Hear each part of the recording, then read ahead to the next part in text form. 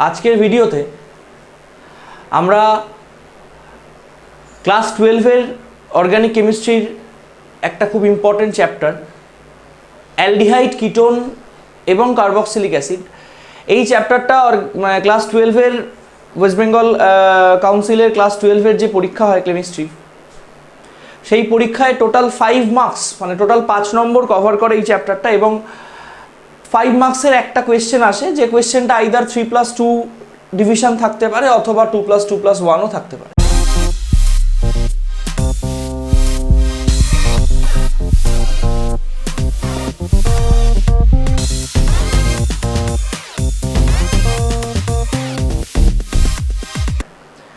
তো এই চ্যাপ্টারটায় আমরা মেইনলি যে রিয়াকশনসগুলো পড়বো, সেই রিয়াকশনসগুলোর সঙ্গে আমরা যদি জাস্ট আমরা আগে যে চ্যাপ্টারটা পড়েছি অ্যালকোহল ফেনল ইথার, সেই চ্যাপ্টারের কিন্তু বেশ কিছু রিয়াকশনের সিমিলারিটিস কিন্তু আমরা খুঁজে পাবো। তো তোমাদের যদি আগে অ্যালকোহল ফেনল ইথার পড়া না হয়ে থাকে বা অ্যালকোহল ফেনল ইথারের ভিডিওগুলো যদি তোমাদের কমপ্লিট দেখা না হয়ে থাকে, আমি বলবো যে তোমরা আগে সেই ভিডিওগুলো দেখে নাও। দেখে নিলে তোমরা যে রিয়াকশনগুলো ওখান থেকে শিখবে, সেই রিয়াকশনগুলোকে এই চ্যাপ্টারটা পড়ার সময় আরেকবার মেমোরাইজ করার চেষ্টা করো। তাহলে আমার মনে হয় এই অ্যালডিহাইড, কিটোন, কার্বক্সিলিক অ্যাসিডের যে রিয়াকশনসগুলো আমরা পড়বো, তার মধ্যে ম্যাক্সিমাম রিয়াকশনগুলো তোমরা দেখবে অলরেডি তোমাদের করা হয়ে রয়েছে, যেটা তুমি আবার এখানে সেকেন্ড টাইম পড়ছো, এবং সেটা আমার মনে হয় তোমাদের জন্য মনে রাখার ক্ষেত্রে অনেক বেশি হেল্পফুল হবে। ওকে, তো আজকে আমরা ফার্স্ট যে জায়গাটায় স্টার্ট করব সেটা হচ্ছে অ্যালডিহাইড, কিটোন, কার্বক্সিলিক অ্যাসিড। তার আগে আমি একটা জায়গা একটু বলবো, সেটা হচ্ছে কার্বনিল গ্রুপ। দেখো,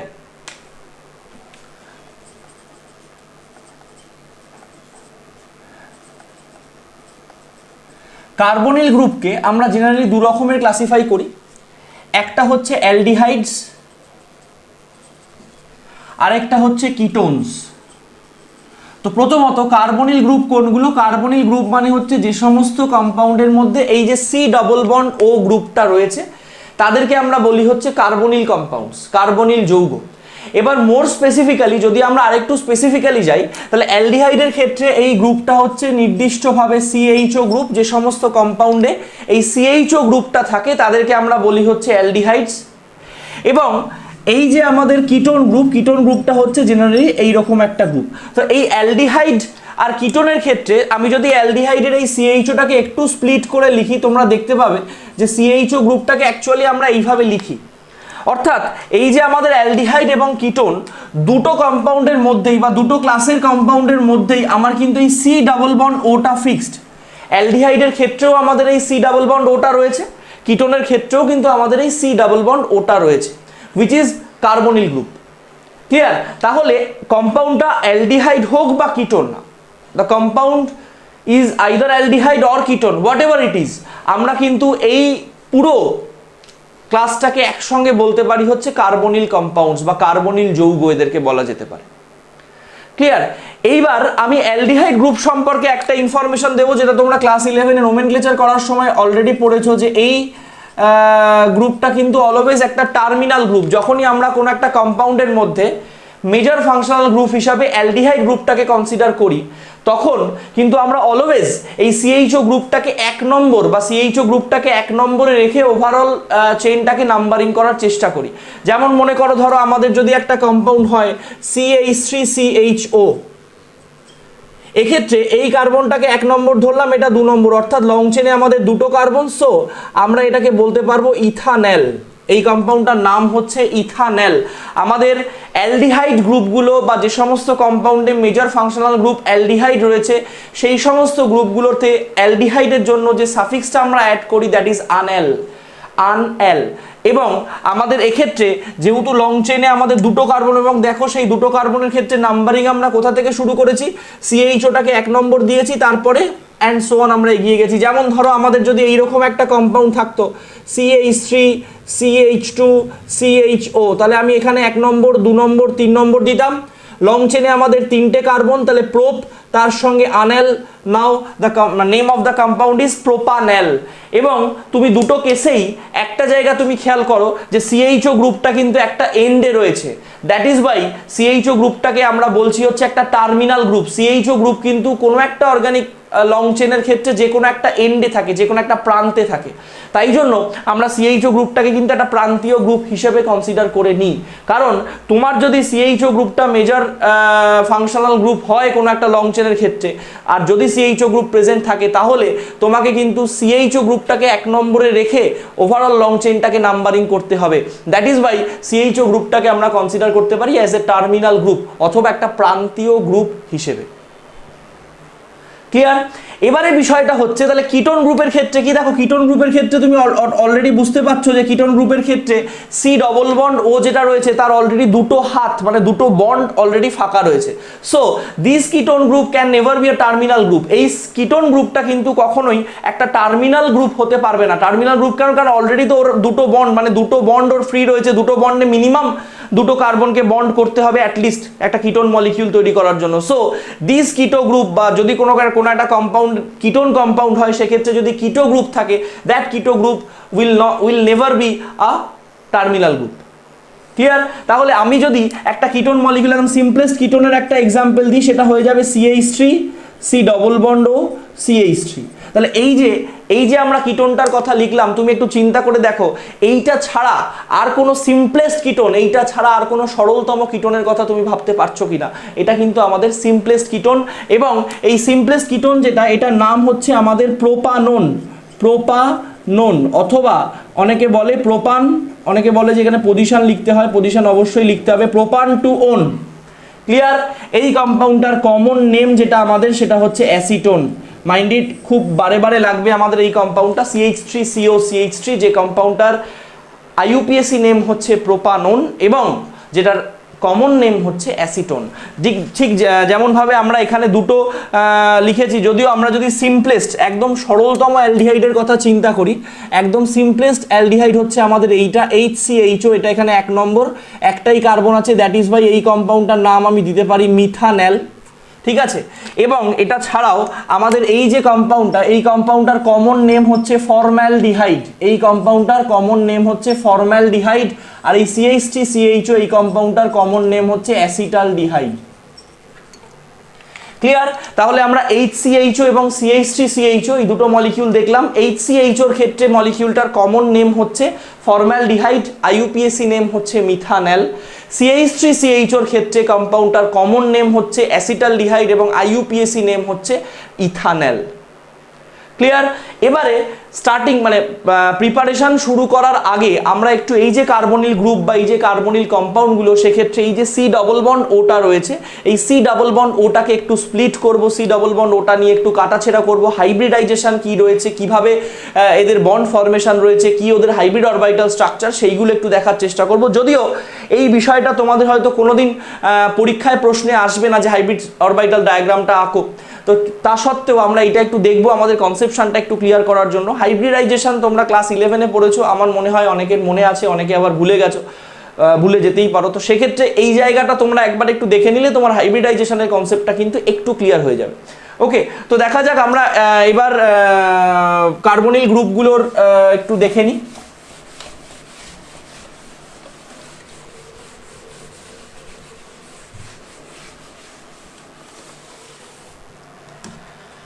প্রথমত দেখো, একটা কার্বনিল গ্রুপ মানেই তার মধ্যে যেটা রয়েছে সেটা হচ্ছে C double bond O, and in this molecule in this group this carbon atom is sp2 hybridized and this oxygen atom is also sp2 hybridized. Now what is hybridization? Actually hybridization বা সংকরায়ন এইগুলো হচ্ছে একটা biological word বা biological শব্দ আমরা বলতে পারি। তো এই বায়োলজিক্যাল ওয়ার্ডগুলোর কিন্তু তুমি যদি বায়োলজিক্যালি চিন্তা করো অন্যরকম মিনিং রয়েছে, বাট কেমিস্ট্রিতে আমরা এই যে হাইব্রিডাইজেশন জিনিসটা শিখবো, সেই হাইব্রিডাইজেশনের মানেটা কিন্তু একটু অন্যরকম। আবার তুমি যদি সব মিলিয়ে মিশিয়ে চিন্তা করো দেখবে একই জায়গায় পুরো ব্যাপারটাকে আমরা টেনে নিয়ে আসতে পারি। তো অ্যাকর্ডিং টু বায়োলজিক্যাল কনসেপ্ট অনুযায়ী যতটুকু আমি বুঝি, হোয়াট ইজ হাইব্রিডাইজেশন? হাইব্রিডাইজেশন মানে হচ্ছে দুটো প্যারেন্ট সাবস্টেন্স, দুটো প্যারেন্ট অবজেক্ট, তাদেরকে আমরা কম্বাইন করলাম, দুটো ডিফারেন্ট অবজেক্ট তাদেরকে আমরা কম্বাইন করলাম, করে একটা নতুন অবজেক্ট তৈরি করলাম। কেন নতুন অবজেক্টটা তৈরি করার প্রয়োজন হলো, কেন আমরা নতুন অবজেক্টটা তৈরি করলাম? হতে পারে যে ওই প্যারেন্ট অবজেক্টগুলোর মধ্যে যে প্রপার্টিসগুলো রয়েছে, যে ওই প্যারেন্ট অবজেক্টগুলোর যা ক্যারেক্টারিস্টিক্স রয়েছে সেটা দিয়ে আমরা স্যাটিসফাইড নই, আমরা আরও কিছু চাইছি। বাট দেখা যাচ্ছে ওই যে প্যারেন্ট দুটো অবজেক্ট রয়েছে, সেই প্যারেন্ট দুটো অবজেক্ট ইন্ডিভিজুয়ালি এ বা এ কেউ আমার সেই ডিমান্ডটা ফুলফিল করতে পারছে না। তখন আমি কি করি? তখন আমি ওই দুটো অবজেক্টকে কম্বাইন করাই, করে একটা নতুন ক্যারেক্টারের, একটা নতুন বৈশিষ্ট্যযুক্ত একটা সাবস্টেন্স আমরা তৈরি করি। এবং এই ঘটনাটাকে, এটাকেই আমরা বলি হচ্ছে বায়োলজিক্যালি খুব সিম্পলভাবে আমি যতটুকু বুঝি হাইব্রিডাইজেশন বা সংকরায়ন। এবং এই ধরনের হাইব্রিডাইজেশনের ফলে বা সংকরায়নের ফলে নতুন যে অবজেক্টটা তৈরি হয়, সেই অবজেক্টটার মধ্যে কিন্তু নতুন কিছু প্রপার্টিস ডেভেলপড হয়, অথবা আগের কিছু প্রপার্টি আবার রিটেন করতে পারে। কি বললাম বোঝা গেল? এই যে আমরা দুটো অবজেক্ট, দুটো পদার্থ বা দুটো প্রাণী বা যাই হোক তাদেরকে জুড়ে দিয়ে আমি একটা নতুন অবজেক্ট তৈরি করলাম, বায়োলজিক্যালি এটাকে হাইব্রিডাইজ করার চেষ্টা করলাম, সেই হাইব্রিড অবজেক্টটার মধ্যে ওদের মানে প্যারেন্টদের কিছু প্রপার্টি ফিরে আসতে পারে, অথবা নতুন কিছু প্রপার্টি ডেভেলপও করতে পারে। This is hybridization according to my knowledge. Hybridization মানে বায়োলজিক্যালি আমি এইটুকুই বুঝি। বাট কেমিস্ট্রিতে হোয়াট ইজ হাইব্রিডাইজেশন, কেমিস্ট্রিতে বা কেমিক্যালি যদি আমরা হাইব্রিডাইজেশন শব্দটাকে এক্সপ্লেন করতে চাই, হোয়াট ইজ হাইব্রিডাইজেশন, আমার কনসেপশন অনুযায়ী আমি যতটুকু সহজে তোমাদের বোঝাতে পারবো আমি চেষ্টা করছি। দেখো, কেমিস্ট্রিতে যখনই আমরা কোনো একটা কোভ্যালেন্ট বন্ড ফরমেশনের কথা চিন্তা করি, অর্থাৎ যখন কোনো একটা সমযোজী বন্ধন গঠনের ব্যাপার আসে, সমযোজী বন্ধন মানে হচ্ছে দুটো পরমাণু, দুটো অ্যাটম, তাদের মধ্যে থাকা, তাদের মধ্যে রয়েছে এইরকম একজোড়া বা দুজোড়া বা তিনজোড়া ইলেকট্রনকে যদি ইকুয়ালি শেয়ার করে, মানে সমানভাবে সমভাবে যদি ব্যবহার করে, সেই ব্যবহারের ফলে যে বন্ডটা তৈরি হয় দ্যাট ইজ কোভ্যালেন্ট বন্ড বা সমযোজী বন্ধন। অর্থাৎ অংশগ্রহণকারী পরমাণুগুলোর মধ্যে একজোড়া, দুজোড়া বা তিনজোড়া ইলেকট্রনের সমান ব্যবহারটা ইম্পর্টেন্ট। তাদের মধ্যবর্তী একজোড়া, দুজোড়া বা তিনজোড়া ইলেকট্রন যখন সমানভাবে ব্যবহার করবে, সেই সমানভাবে ব্যবহারের ফলে তাদের মধ্যে যে বন্ড ফরমেশন হবে, তাদের মধ্যে যে বন্ধন গঠিত হবে, সেই বন্ড ফরমেশন বা সেই বন্ধন গঠনটাকে আমরা কিন্তু বলি হচ্ছে হাইব্রিডাইজেশন, সরি কোভ্যালেন্ট বন্ড। এবার what is the need of hybridization? মনে করো, ধরো আমার এই দুটো পরমাণু রয়েছে, এইটা একটা অ্যাটম, এইটা একটা অ্যাটম, এদের মধ্যে ইলেকট্রন পেয়ার শেয়ার্ড হবে। এবার মনে করো একটার এনার্জি রয়েছে এই জায়গায়, আরেকটার এনার্জি রয়েছে সে এই জায়গায়, মানে ওদের মধ্যে সামহাও একটা এনার্জি গ্যাপ রয়েছে। এবার এই যে এনার্জি গ্যাপ, মানে এই এনার্জি গ্যাপের মধ্যে ওদের পক্ষে কিন্তু ইলেকট্রন পেয়ারটা ইকুয়ালি শেয়ার করা কখনোই পসিবল হয়ে উঠবে না, কারণ এদের মধ্যে একটা ভ্যালিড এনার্জি গ্যাপ রয়েছে যেটা খুব একটা কম নয়। সো এক্ষেত্রে কি করতে হবে? আইদার এনার্জি গ্যাপটাকে সমান করার জন্য আইদার ওকে নিচে নেমে আসতে হবে, অর ওকে ওপরে উঠে যেতে হবে। বাট মাইন্ড ইট, কোনো একটা এই ধরনের রিলেশনশিপের ক্ষেত্রে, কোনো একটা এই ধরনের বন্ড ফরমেশনের ক্ষেত্রে কিন্তু এই যে কোনো একজনের 100% স্যাক্রিফাইস যদি হয়, সেই বন্ডের বা সেই রিলেশনশিপের স্টেবিলিটি কিন্তু কখনোই ভালো হয় না। তাহলে উপায়, তাহলে এখন আমরা কি করতে পারি? প্রথমত হচ্ছে এর এনার্জি রয়েছে এই জায়গায়, অর্থাৎ এর ইলেকট্রনগুলো অলরেডি এইরকম একটা এনার্জি লেভেলে উঠে রয়েছে, আর এর ইলেকট্রনগুলো এইরকম একটা লেভেলে রয়েছে। তাহলে এর কাছে তো এই জায়গায় কোনো ঘর নেই, আবার এর কাছে এই জায়গায় যে ঘর আছে সেখানেও ইলেকট্রনগুলোকে রাখতে পারবে না। তখন ওরা কি করবে? তখন ও একটা মডারেট জায়গায় নেমে আসবে, আর ও মোটামুটি একটা মডারেট জায়গায় উঠে যাবে। এইবার ওদের তাহলে এনার্জি সমান হয়ে গেল। এবার ওরা ওদের মধ্যবর্তী ইলেকট্রনগুলোকে ইকুয়ালি শেয়ার করতে পারবে। এই যে মনে করো ইলেকট্রনগুলো এই জায়গায় ছিল, ওকে একটা মডারেট জায়গায় নামিয়ে আনা হলো, বা এই ইলেকট্রনগুলো এই জায়গায় ছিল, ওকে একটা মডারেট জায়গায় উঠিয়ে নেওয়া হলো। এই যে মডারেট জায়গাটা যেখানে এখন ইলেকট্রনগুলো নতুন রয়েছে, সেই জায়গাগুলোকে বা সেই ইলেকট্রন থাকার ঘরগুলোকে আমরা বলবো হচ্ছে হাইব্রিড অরবিটাল বা সংকর কক্ষক। সংকর কক্ষক এক্ষেত্রে কি? এই যে অ্যাটমটা যার এনার্জি এখানে ছিল, ওর এই অরবিটালটা বা এই কক্ষকটা বাদেও তো আরো অনেকগুলো কক্ষক ছিল, সেই কক্ষকগুলোকে জুড়ে টুড়ে নিয়ে ও মাঝামাঝি জায়গায় একটা নতুন কক্ষক বানিয়ে নিয়েছে। ঠিক সিমিলারলি ও কি করেছে? ওর যা কক্ষক ছিল সেইগুলোকে জুড়ে টুড়ে নিয়ে মাঝামাঝি জায়গায় একটা কক্ষক বানিয়ে নিয়েছে। এবার ওদের মধ্যে এই বন্ড ফরমেশন বা ইলেকট্রন পেয়ার শেয়ারিং এর ঘটনাটা ঘটবে। So this is hybridization. খুব সিম্পলি, খুব বেসিকভাবে বলতে গেলে এটা হচ্ছে হাইব্রিডাইজেশন। অর্থাৎ আমি এই এতগুলো কথাকে যদি এখন একটা লাইনে কনক্লুড করার চেষ্টা করি, তাহলে আমি এটাই বলবো যে কোভ্যালেন্ট বন্ড ফরমেশনের জন্য, সমযোজী বন্ধন গঠনের জন্য অংশগ্রহণকারী দুটো বা তিনটে পরমাণু, তাদের যে পারমাণবিক কক্ষকগুলো রয়েছে, তাদের যে অ্যাটমিক অরবাইটালসগুলো রয়েছে, সেই অ্যাটমিক অরবাইটালসগুলোকে কম্বাইন করে নতুন যে অরবাইটাল তৈরি করে, নতুন যে অরবাইটাল বানায়, সেই অরবাইটাল বানানোর ঘটনাটাকে, ফেনোমেনাটাকে আমরা বলি হচ্ছে হাইব্রিডাইজেশন। এবং ওই নতুন ঘরগুলোকে বা নতুন অরবাইটালসগুলোকে আমরা বলি হচ্ছে হাইব্রিড অরবাইটালস অথবা সংকর কক্ষক। যেমন এই যে আমাদের এখানে আমরা লেখা দেখতে পাচ্ছি sp2, দ্যাট মিনস অক্সিজেনের ক্ষেত্রে একটা s এবং দুটো p অরবাইটাল কম্বাইন করেছে, তবে গিয়ে তৈরি হয়েছে sp2। ঠিক সিমিলারলি তোমরা sp3 জানো, অর্থাৎ একটা s এবং তিনটে p অরবাইটাল কম্বাইন করে তৈরি হয় হচ্ছে sp3 অরবাইটাল। ক্লিয়ার? তাহলে এবারে আমরা এদের ক্ষেত্রে দেখো কিভাবে খুব সিম্পলি দেখব। প্রথমত হচ্ছে আমার কার্বন, কার্বনের ইলেকট্রনিক কনফিগারেশন হচ্ছে 1s2, 2s2, 2p2। এইটা হচ্ছে আমাদের কার্বনের গ্রাউন্ড স্টেট, মানে একদম without any excitement, without any মানে কোনো উত্তেজনা ছাড়া অ্যাকচুয়ালি কার্বনের ইলেকট্রনিক কনফিগারেশন হচ্ছে এইটা। আমি যদি শেষ কক্ষ, অর্থাৎ কার্বনের ক্ষেত্রে শেষ কক্ষ মানে হচ্ছে 2 নম্বর কক্ষ, আমি যদি 2 নম্বর কক্ষের অর্থাৎ সেকেন্ড শেলের যদি ইলেকট্রনিক অ্যারেঞ্জমেন্ট দেখি, তাহলে সেটা হচ্ছে এইরকম। এবারে কার্বন যখন এক্সাইটেড স্টেটে চলে যাবে, অর্থাৎ উত্তেজিত অবস্থায় কার্বন যখন চলে যাবে, তখন কি হবে, এখান থেকে একটা ইলেকট্রন খুলে এই ভ্যাকেন্ট ঘরটায় চলে আসবে। তাহলে আমাদের এখন ইলেকট্রনিক অ্যারেঞ্জমেন্ট কি হয়ে গেল, এই লাইক দিস। এবং আমরা জানি যে এই যে আমাদের পি, এই পি এর মধ্যে তিনটে ঘর আছে, that is PX, PY and PZ.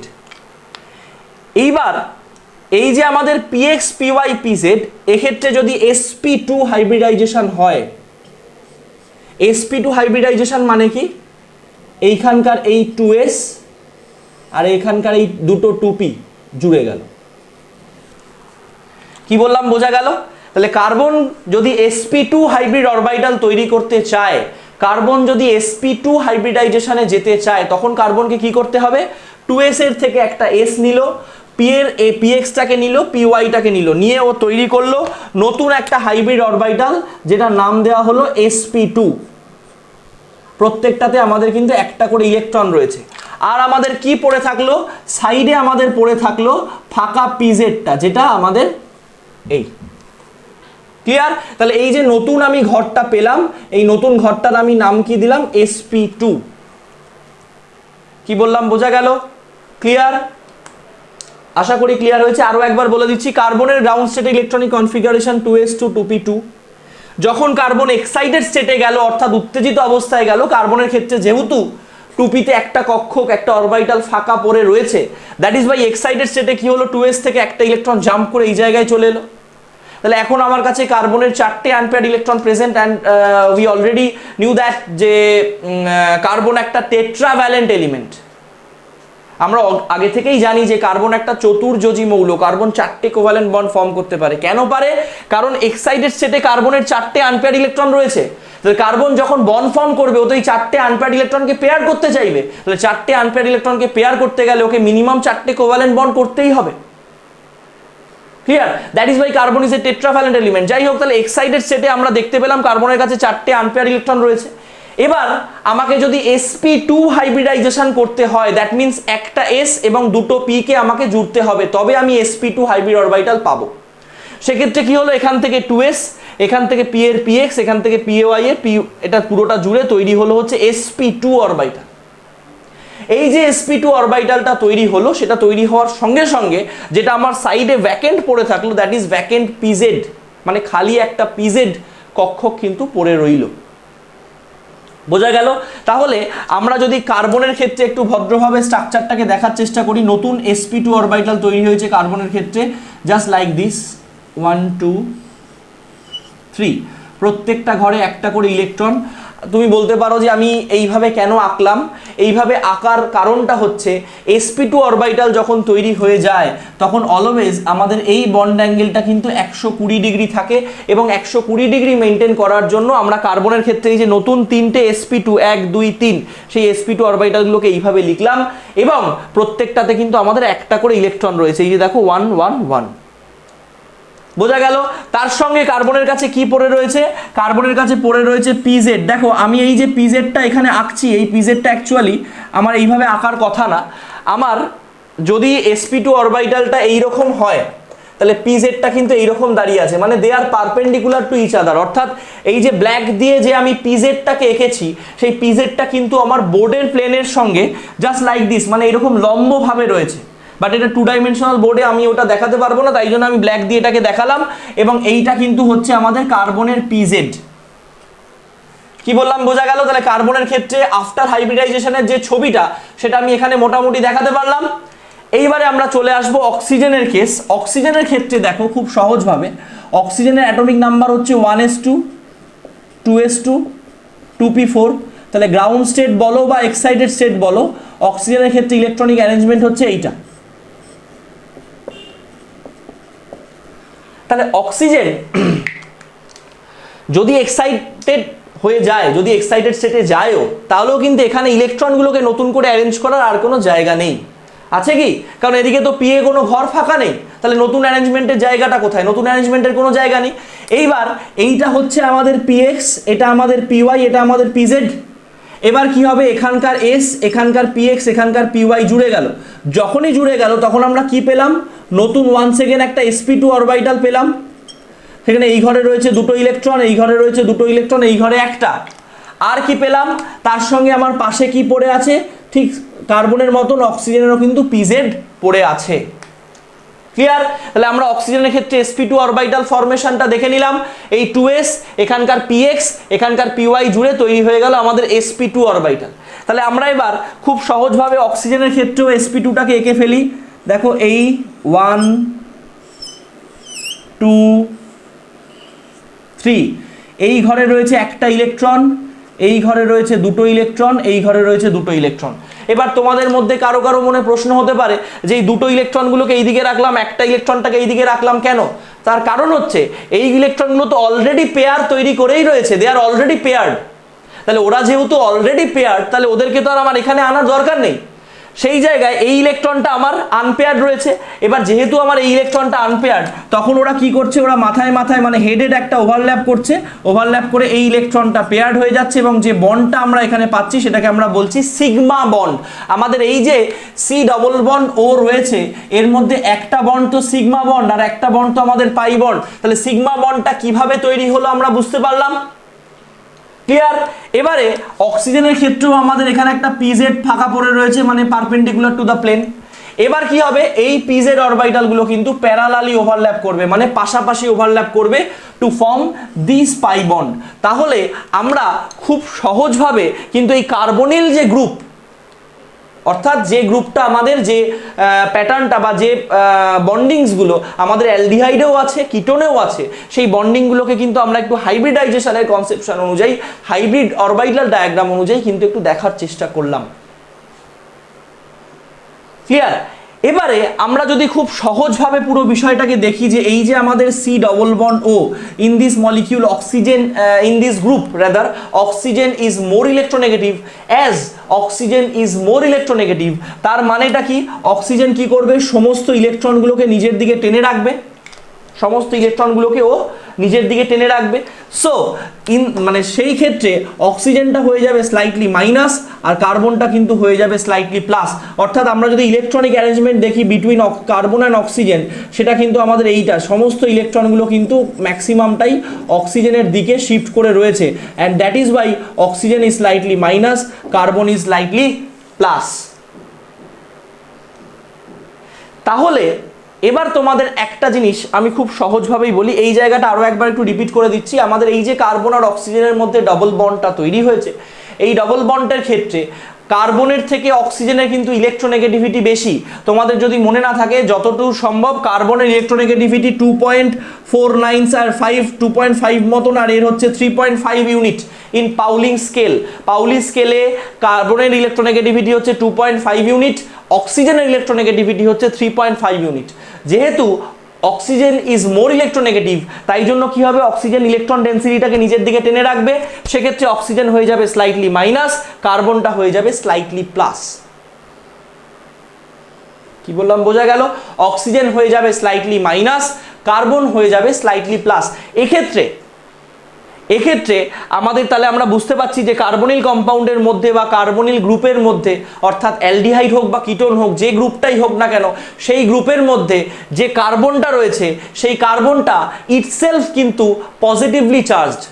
তাহলে যদি আমি একটা নিউক্লিওফাইল নিয়ে আসি অথবা একটা ইলেকট্রোফাইল নিয়ে আসি, তাহলে নিউক্লিওফাইল আর ইলেকট্রোফাইলের মধ্যে কোনটা সহজে অ্যাট্রাক্টেড হবে?